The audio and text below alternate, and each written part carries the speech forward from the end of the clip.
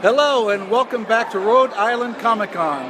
We are here today with the 501st Legion, Rebel Legion, let's be specific. A very interesting Star Wars based group. We're come here to interview one of the head guys, CEO. Would you care to introduce yourself? Eric Schaefer. I'm the CO of the New England Garrison of the 501st Legion and Alderaan base of the Rebel Legion. And we're here raising money for Dana-Farber Cancer Institute at Rhode Island Comic Con. Excellent, that's good. So now you tell me we're not allowed to refer to a character by their character name exactly. Right. And so what is this disclaimer that you have to tell? So basically anybody that we have here, if you take a look around our setup here, we don't have Luke Skywalker. We have a costumer who is portraying Luke Skywalker. Over here. So He moved away. Of course. So, but you know what? Here's a perfect example. If you look over here, we have Joy as Princess Leia, and we have Chris as Han Solo. That isn't Han Solo and Princess Leia. That is two of our fantastic costumers who have put a lot of time and effort into creating costumes that are replicas of what you would see in the movies. Very good. So when you refer to them, you actually give them their name and the character they're playing. Absolutely. So everybody here has done a fantastic job of creating something that is screen accurate so we can play in Lucasfilm and now Disney's universe. And that's why we get the calls to do things like Rhode Island Comic Con, or work with Hasbro, or show up to Times Square and hang out with an X-Wing, because we have such a high standard and because we have that level that's expected to perform for the license. Yeah, then there's definitely a high quality of standard in the workmanship here. Let's take a look here. So, introduce yourself. So my name is James Lind. I'm the Academy Dean for New England Garrison 501st. So what I'm wearing right now is what we call the TIE Reserve Pilot. So it combines a bridge crew costume without the armor bits of a TIE pilot. Excellent. I love the work. And if you take a look here, these are display-only units, but they say that, of course, the armor is up to Lucasfilm standards. Yep. Make sure that they are as accurate as possible, and this is some wonderful stuff. If you are going to Rhode Island Comic Con, this is definitely a must-stop for the time. And of course, we have Teresa Becker as well. Say hello, Teresa. Hello. And what is your part of the group? My part of the group, I have many parts because I have 12 different costumes between the two groups. Good Lord. Yes, I'm a busy girl, and I do a Jedi, which is a generic Jedi. I do Mon Mothma, who is the leader of the Rebel Alliance. I have her Episode 6 costume from the War Room. I have a clone trooper, which is that Sergeant Green over there with the green stripe. That's my clone trooper helmet. I also have the one and only Alderaan crew costume that's in the Rebel Legion from the Taunton 4. I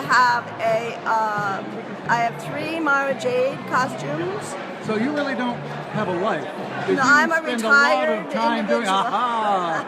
I know I could not have this time. Most of the costumes I made, though, before I retired, I was teaching high school, and you just do them over the time that you have. It's not like there's a rush. I love to sew. I made all of my own costumes, and I made some for others. Okay, wow, that's great. Thank you very much, Teresa. That's some great info. Now, you say you do a lot of work for charities as well. We do. And what is the current charity today? Today it's for the Dana-Farber Cancer Institute. Every dollar that we take is actually going in memory of a member that we lost to cancer earlier this year, Justin Manning. We have raised almost $1,500 here this weekend, and we're closing in on a $10,000 Photobomb by Chewbacca. photobomb Only at every Rhode time. And we have nearly reached $10,000 for the year. That's our goal to hit, so we can put a permanent installation in at the DFCI facility at Yawkey Way, have his name emblazoned on it in memory of a fallen brother. Oh, that's wonderful. Great to hear. It's a worthy cause. Now, for the people who come here, you actually give them a chance to do photo opportunities like this, pretty much for free. Indeed. Well, everything that we do here is for free. Come, check out our troopers, take photos with them, take photos with our props. Everything that we've done here is homemade from our members, and we have trading cards, tattoos. Take them, enjoy. A donation is always appreciated. It's not necessary, but we appreciate every dollar that's given, and it all goes to a worthy cause. Oh, that's great. Well, why don't we take a look here and see what they have set up for a photo op today? Absolutely. So this is, of course, the speeder from the second series of movies, right? Indeed, from episode 7, The Force Awakens, we have Jess in her Rey costume, and what she's sitting on right now was actually fabricated by, well, our photobombing Chewie. So Rey, Jess and Andy, who's spooling up things here, were instrumental in creating this magnificent prop, which we debuted a couple of weeks ago at the Woburn Halloween Parade. So we drove this right down the middle of Main Street in Woburn. That must have been quite the experience. Absolutely. And where'd our little robot come from? He came from somebody's 3D printer, actually. Get out of Every town. piece here, well, with the exception of the electronics, Right. is 3D printed, and there are files that you can find online and just produce your own BB-8.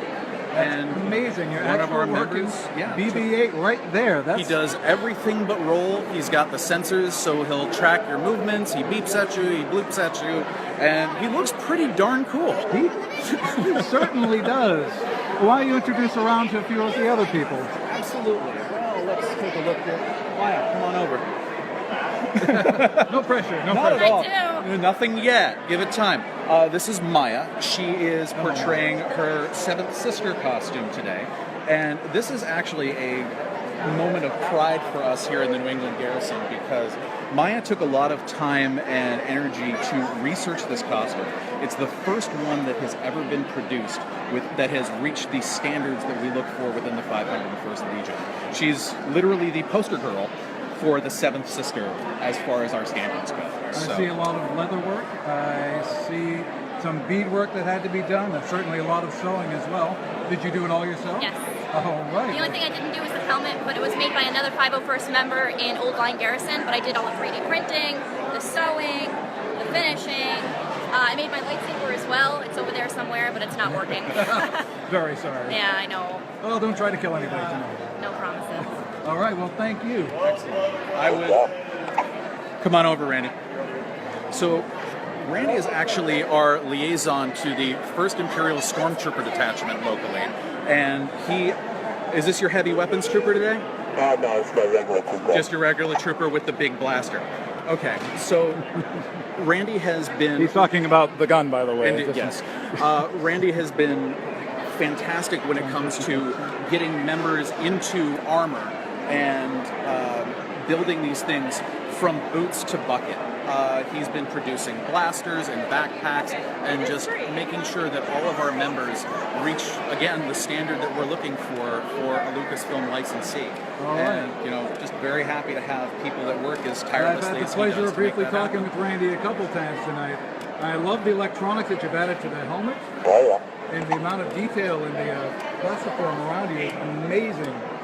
Along with the weapons, this is quite the costume. You guys really go all out. That's the 501st. How long did something like this take you to make? It's about a little under 6 months. Yeah, and I know that there's always a range because you have the initial finish, and then you end up working on it for additional time while you sort of get everything else ready. Sure. These costumes are never done because once you start walking in them and trooping in them and marching for a 5-mile parade, you realize that things can be shortened or padded or just made better. So the costume is never finished, it's only abandoned. Oh, that's great. So, All right. Well, right here, that's the 501st Legion. Quite a dedicated group of people. This is a must stop for the Rhode Island Comic Con. I highly recommend you come by. Give a donation if you can. If not, there's some great photo ops here. So thank you for joining us. Max Legault, Shallow Grays Magazine. We'll be talking to you again soon.